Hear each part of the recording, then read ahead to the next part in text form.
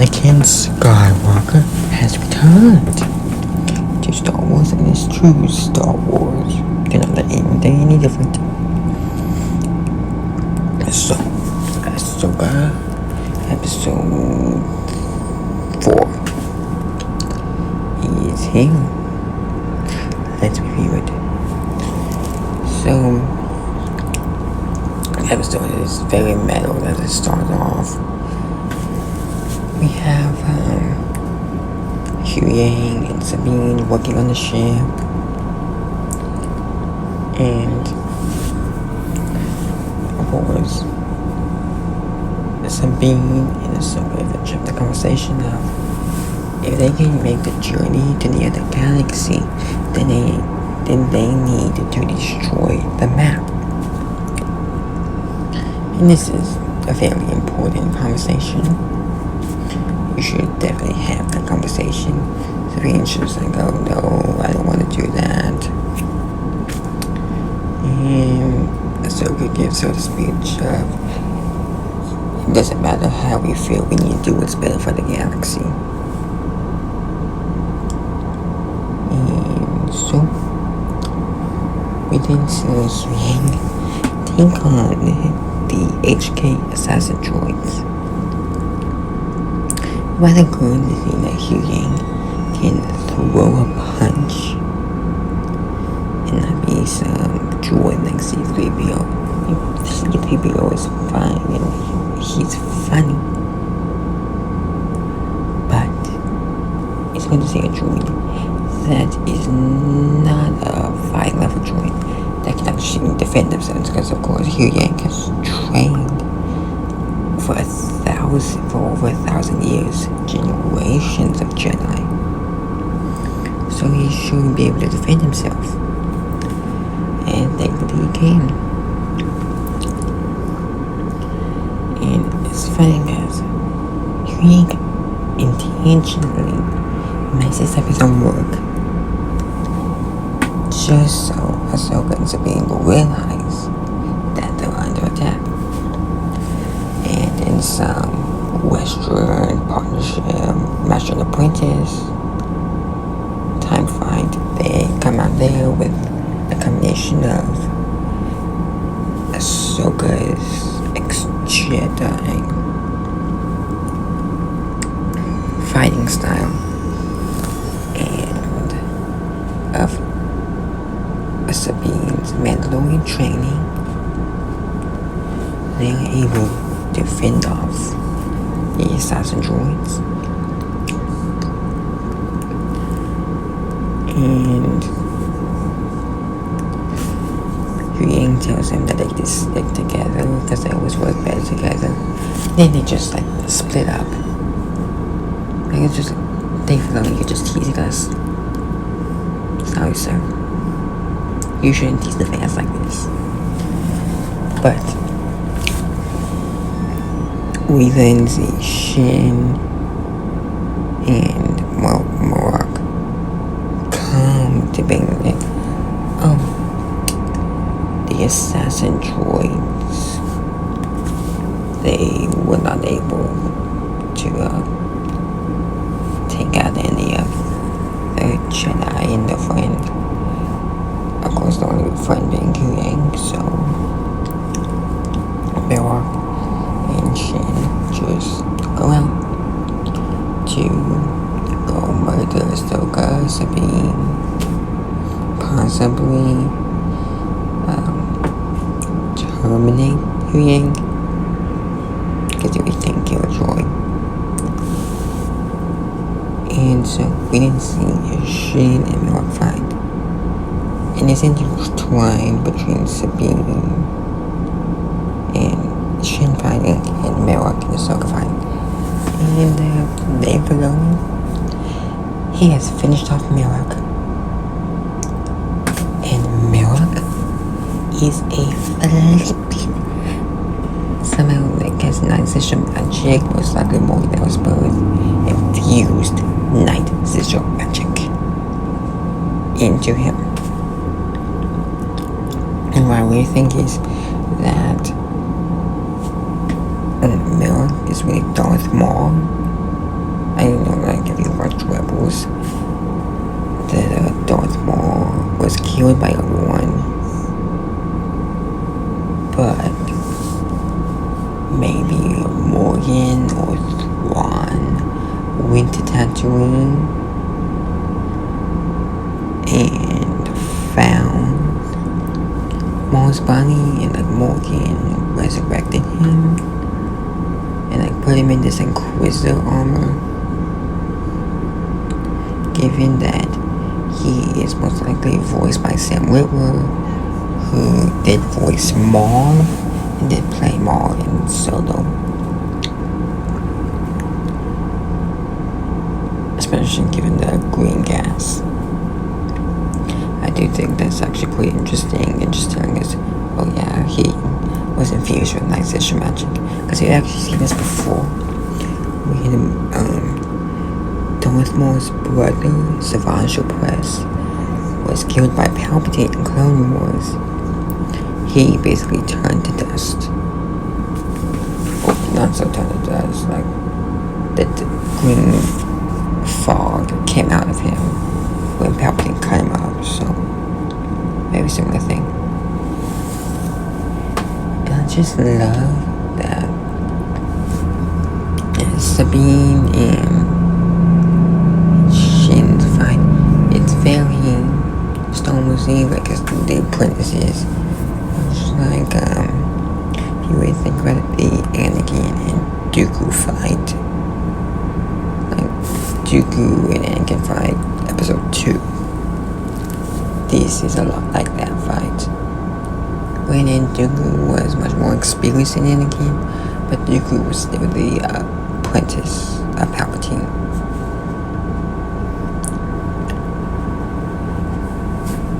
And we then have the Ahsoka and Bailey fight. The funny thing is, Bailey's just sitting there. Like, how is this guy not Palpatine? He's just sitting down like, oh yeah, I'm just totally not waiting for my opponent to come and face me. I love how he says that everyone in the Order knew Anakin Skywalker, but very few lived to see what he became. And also saying Anakin spoke highly of you to Ahsoka. And given that, there are two possibilities that either Bailey found out who Anakin was, or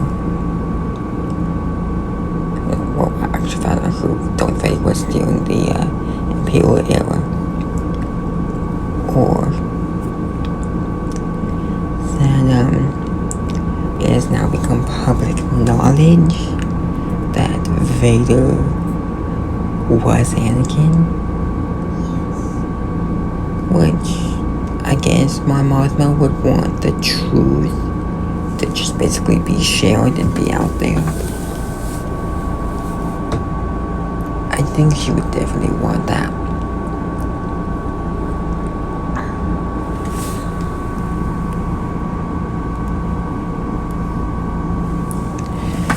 So we then see Baden and Ahsoka's fight. And the fight's pretty epic. We have not seen a fight this epic since the prequels. Like, I think this definitely goes on par with some of the best fights in the prequels. Like, definitely the Palpatine and Windu fight. Mace Windu fight. I think it does definitely go a lot to that. And they've even put in things which we've never seen in Star Wars in this fight. Choreography, great, I love it. But then, right about this, Shin comes out, and of course, Ahsoka thinks, oh, there's no way that she would just run away from Sabine. So she just pushes her with magic, and Bailey Balin gets pissed. Like, he gets pissed. And it's just hilarious. Balin is pissed. And I totally think that Shin is Balin's daughter. But then, I don't know what on earth. Like, I watched Ahsoka last night. I lost my mind. Balin just straight up pushes her off a cliff. And on par with the fact that she now has been burned by the orb that had the map. She's been burned by that. So, a theory I heard from Star Wars Theory was that the map actually might be ingrained in her hand. And so that might be how they find where to plot the jump to hyperspace for the other galaxy. Which, then, that's possible. But however, I really think that that Ahsoka will just pop out on the ship, and I'll explain why I think that later. So, when Ahsoka gets knocked off the cliff,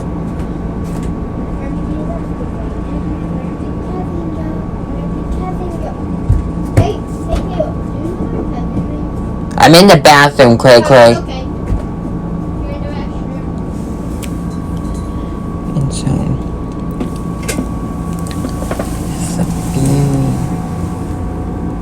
just basically gets that last moment, sees Ahsoka's downfall, and she thinks that Ahsoka's dead.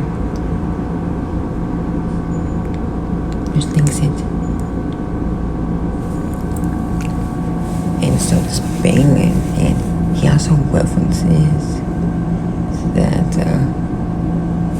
apparently that clan Wynn, Sabine's family, is absolutely dead, which does make sense. Like, I thought that they would actually be somehow dead.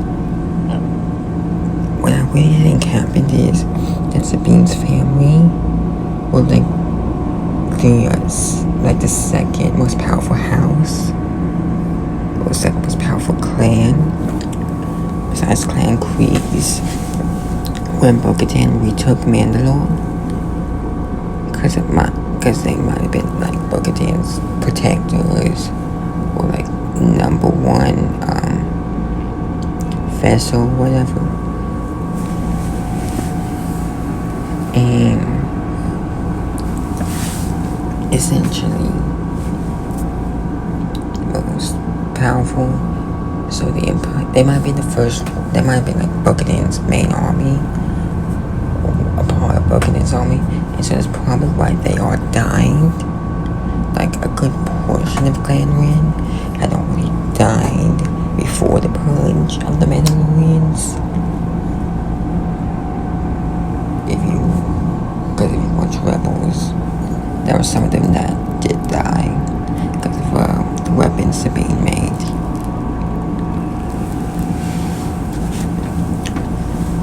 But it does make sense. I hope we get clarification, because Balin says that Ahsoka's the reason that her family's dead, which is really weird. And it's kind of gonna be funny when somehow Ahsoka shows up and Ben's like, "Oh, what the hell? Did I just kill you 5 hours ago?" That would actually be pretty funny. If that way does happen, I'm curious. I guess I see Balin's reaction, because I'm pretty sure he's gonna be, of course Balin is common centered, but he's pretty freaked out. And so, and Sabine gives Balin the map,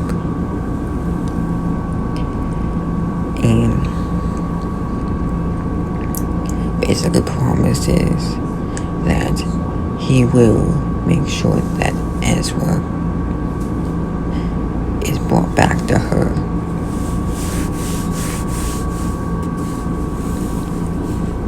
And that she's reunited with her friend, because Ezra's like the last family she feels that she has left. Of course she has Sabine, of course she has Hera and Zeb, and I guess Callus too, and Jason and Duna. But yeah. And then also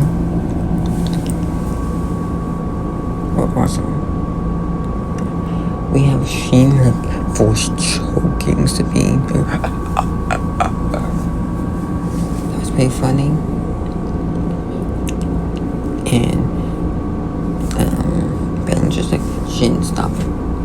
Listen to her dad moment. Being like, girl, you need to chill out. You're gonna do what daddy says. It's a total like calm, steady control at that moment. And especially, I do think Shin is Bane's daughter. Especially she just, I don't think that Shin will actually betray Balin. I think she's just loyal to him out of family loyalty, or even if she isn't his daughter, then they definitely have a strong connection. But yeah. And so we didn't see Hera just go AWOL, and she takes Jason, and I don't know how this kid who looks a lot like Finn, maybe they'll say he's Finn's grandfather or something. Well, I don't know how they communicate that, but however they would, I'd be very interested to see how they would. But like, he's like, what do I say to General Assembly? And he was like, oh, you're figuring out something. But then we also see Carson Trevor, who I was very shocked to see him in this episode, given these episodes are supposed to take around the same time as the Mando episodes. And so Trevor has to be in those episodes, so a little weird he didn't mention anything during Mando. Or maybe like the first Mando appearance that he had in season 3 was before he appeared in this.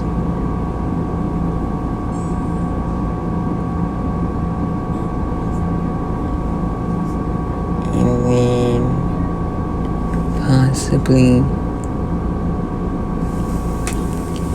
then the second appearance he had is after this appearance. Well, we know he's gonna be in next week's episode. If not that episode, probably episode 6. Just how it ended. And then you get Carson Trevor, Hera, Jason. They all hyperspace out. And they all go to Seamless.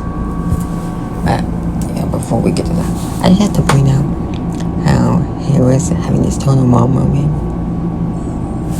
where she's like to Jason, when you become a general, then you can break the rules. That's just hilarious. An absolute mom moment. And it's definitely how Hera is. And just shows her true character. Her just being a mom. Yeah, that's just love it. But then they like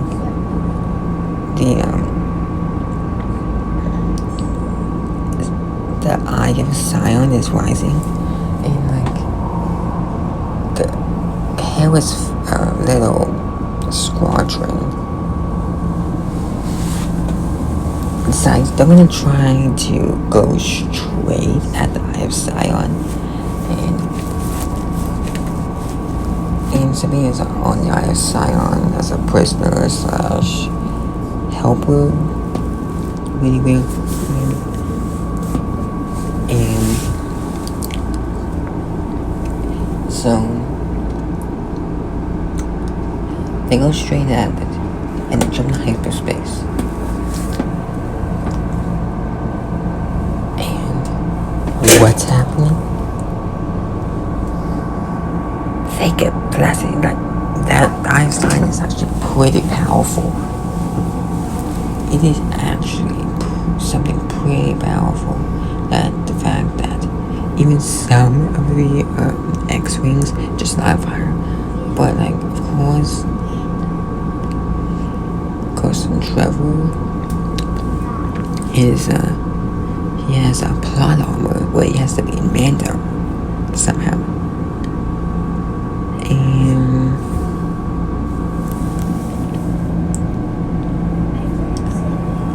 given that he's in Mando, he can't die in this episode or in this show. Now, of course, he might actually die in the Empire movie, in Dave Filoni's movie. They might kill him off because Trevor looks too old to even be in the sequels. Like, he's a Mandoverse character. He was created in Mando. So I don't think he's really alive by the sequels. Now, it's entirely possible he could join Leia, but still I don't think that he was ever in the sequels. Well, not really in the sequels, should I say. More like that he was really alive in that era. So I do think they're gonna kill him off at some point. Or they might just kill him off screen. And that would be sad because he's really a loved character. Like, who doesn't love that guy? And then we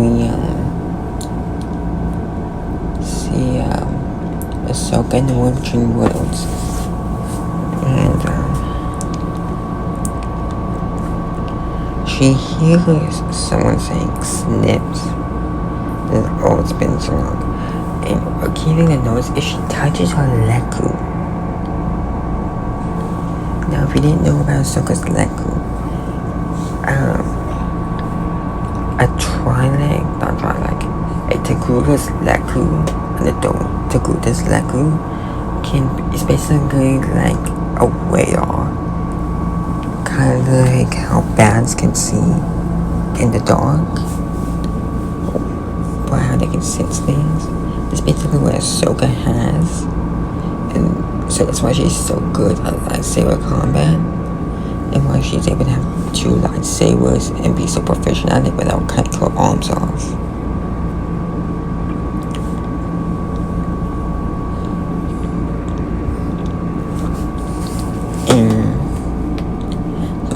Straight out.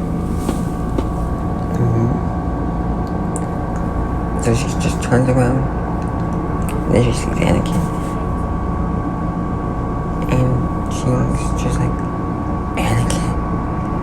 And then we get cue on Anakin, really great de-aging. But then we hear the Vader theme. Now, here's the thing I want to get into, and I'll make a longer video about this. Anakin is not a Force ghost. He's a Force echo. Because Dave Filoni has said that everything in the world between worlds is an echo. He's not a Force ghost. So do not say he's a Force ghost. He's an echo.